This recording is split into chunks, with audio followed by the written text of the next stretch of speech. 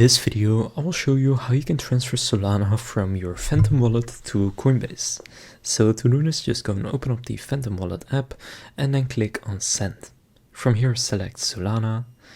And now here you will need to paste in a wallet address. So now to find this, just open up Coinbase.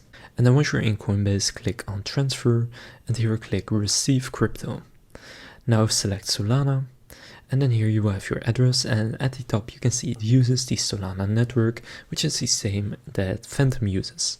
So now just go back to Phantom and click allow paste, and then it will say paste from clipboard, so you just click on it and then click next. Then choose how much you want to send, so for example I'll do 0.05, and then you can click next. Then you will see the fee and stuff like that. Now just click send, and now it's going to be sent over to your Coinbase account. So you can see it's now gone from my balance right here, and I'll just wait for it to show up on Coinbase. It usually takes 2 or 3 minutes, but it can take shorter or a bit longer. So for me it took about 1 minute, and now as you can see it's in my account right here. So that's how to transfer Solana from Phantom to Coinbase.